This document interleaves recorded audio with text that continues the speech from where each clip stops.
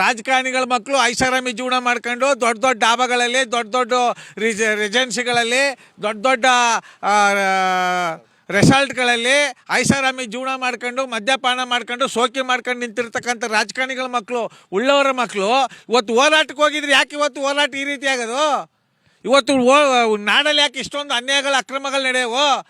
ರಾಜಕಾರಣಿಗಳ ಮಕ್ಕಳು ಅವರು ಸಹ ಅವ್ರ ಅಪ್ಪ ಏನು ಸಂಪಾದನೆ ಮಾಡ್ತಾಯಿದ್ದಾರೆ ಅದು 100 ಪಟ್ಟು ಸಂಪಾದನೆ ಮಾಡೋಕ್ಕೆ ಅವ್ರು ಅಪ್ತಿರು ಅವ್ರಿಗೆ ಬುದ್ಧಿ ಹೇಳ್ಕೊಡ್ತಾ ಇದ್ದಾರೆ, ಅವ್ರಿಗೆ ವಿದ್ಯಾಭ್ಯಾಸ ಕೊಡ್ತಾಯಿದ್ದಾರೆ. ಇದರಲ್ಲಿ ತಲ್ಲಿರೋರಾಗಿ ನೀವು ಸಾರ್ವಜನಿಕ ಜೀವನಕ್ಕೆ ಹೋಗಬೇಡಿ, ವೈಯಕ್ತಿಕವಾಗಿ ನಿಮ್ಮ ಸಂಪಾದನೆ ನೋಡಿ ಅಂತ ಹೇಳ್ಕೊಡ್ತಾ ಇದ್ರೆ ಹೊರತು ಜನಗಳಿಗೆ ಎಲ್ಲಿ ಸಮಸ್ಯೆ ಆಗ್ತಾಯಿದೆ, ಎಲ್ಲಿ ಅನ್ಯಾಯ ನಡೀತಾ ಇದೆ, ಎಲ್ಲಿ ಅಕ್ರಮಗಳು ನಡೀತಾ ಇದೆ ಅಂತ ಒಬ್ಬ ರಾಜಕಾರಣಿ ಒಬ್ಬ ಉಳ್ಳವರು ಮಕ್ಳಿಗೆ ಈ ಥರ ಹೇಳ್ಕೊಟ್ಟವ್ರ?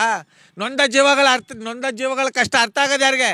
ಬಡವ್ರ ಮಕ್ಕಳಿಗೆ, ರೈತರ ಮಕ್ಕಳಿಗೆ, ಜನಸಾಮಾನ್ಯವ್ರ ಮಕ್ಕಳಿಗೆ, ಕಡಲೆಕಾಯಿ ಮಾರೋರ ಮಕ್ಕಳಿಗೆ, ಸೌತೆಕಾಯಿ ಮಾರೋರ ಮಕ್ಕಳಿಗೆ, ಫುಟ್ಪಾತಲ್ಲಿ ವ್ಯಾಪಾರ ಮಾಡೋರ ಮಕ್ಕಳಿಗೆ ಇದು ನೆಲ ಜಲ ಭಾಷೆ ಉಳಿಸ್ಬೇಕು ಅಂತ ಈ ನೆಲ ಜಲ ಭಾಷೆನ ಹಾಳು ಮಾಡಿ ಕೆರೆ ಕಟ್ಟೆಗಳ ಮುಚ್ಚಿ ರಾಜಕಾಲುವೆನ ಮುಚ್ಚಿ ಅಕ್ರಮ ಸರ್ಕಾರಿ ಭೂಮಿಯನ್ನು ಗುಲಾಮ್ ಮಾಡ್ತಿರೋರು ಯಾರು?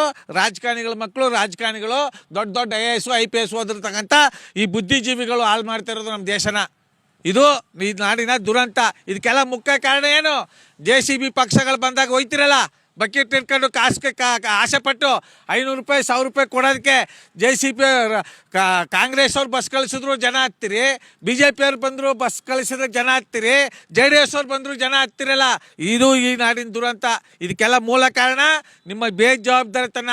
ಇವತ್ತು 3 ಪಕ್ಷವನ್ನು ತಿರಸ್ಕಾರ ಮಾಡಿ ಜನಸಾಮಾನ್ಯರನ್ನ ನೀವು ಆಯ್ಕೆ ಮಾಡಿ ಚುನಾವಣೆಯಲ್ಲಿ ಗೆಲ್ಲಿಸಿದ್ದೆ ಆದರೆ ಯಥಾಪಟ್ಟಿ ಇಟ್ಕೊಂಡು ಕೆಲಸ ಕೇಳ್ಬೋದು, ಯಥಾಪಟ್ಟಿ ಇಟ್ಕೊಂಡು ಅಭಿವೃದ್ಧಿ ಕೇಳ್ಬೋದು. ನೀವು 4 ಬಾರಿ 5ನೇ ಬಾರಿ ಗುಡ್ಡಾಂತರ ಮಾಡಿ ಸಾವಿರಾರು ಎಕರೆ ಜಮೀನು ಮಾಡ್ಕೊಂಡ್ರು, ಸಾವಿರಾರು ಕೋಟಿ ಹಣ ಮಾಡ್ಕೊಂಡ್ರು ಕೆನ್ಕಾಯ್ತದಾ? ಇದು ಇವತ್ತಿನ ನಾಡಿನ ದುರಂತ.